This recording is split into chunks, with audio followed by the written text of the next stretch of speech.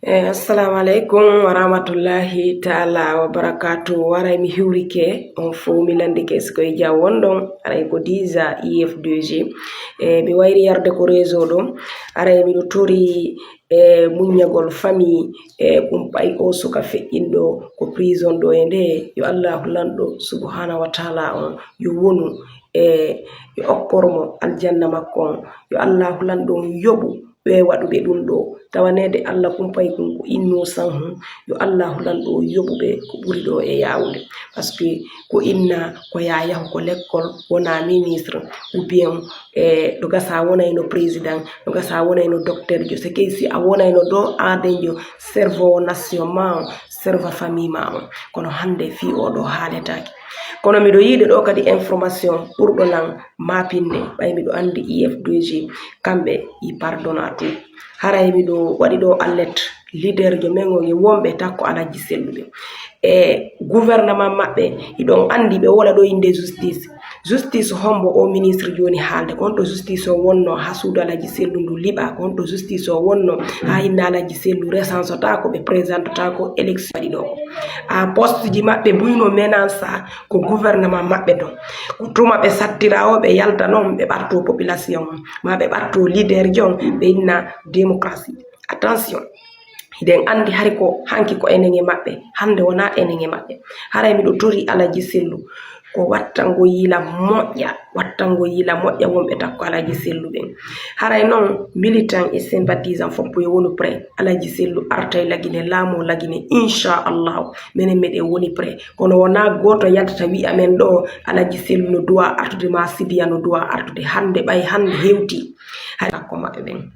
ɓay miɗo nande ɗo hiɓe wola inde justice hombo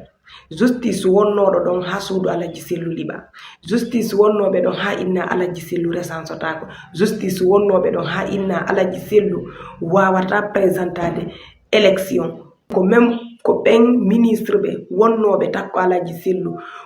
marnoɓe confiance alaji sellu ko ɓe woni arde ɗo wolana en justice attention IF2G ko parti yiɗuɗo moɓidirgo guinéyeɓe ɓen fof kono haray miɗo tori jeeji leader jo men on e wonɓe takko alaji sellu ɓen waɗen très attention par ce que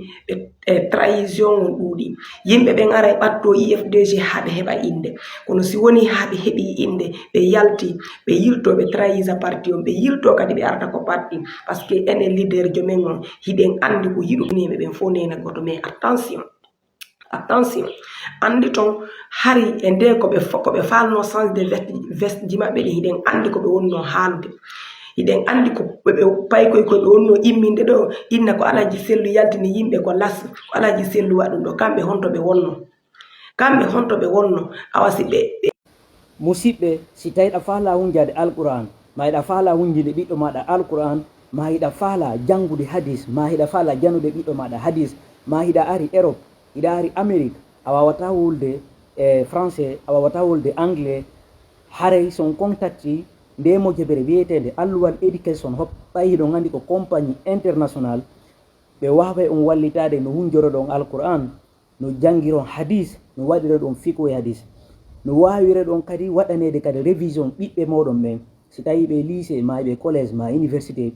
ɓe waway ɓe waɗande révision ɓe wawi applicande on kadi si tawi ɓiɓɓe moɗon ɓen si ɓe fuɗɗike on anday no ɓe jangirta non on yiyay fof mum ɓe partaganayi on hay écran ji ɗin andon no ɓiɓɓe moɗon ɓe woni jangirde noon si tawi kadi woni ɓe arali on anday kadi ɓiɓɓe moɗon ɓen kadi arali ko alluwal éducation o fi jangugol maɓɓe ngol donc haray ko saria ko loi ko c'est à dire ko compagnie international ko wontirɓe mi yeeti kon Arabie Saoudi est ce que on fami e wontirɓe Amérique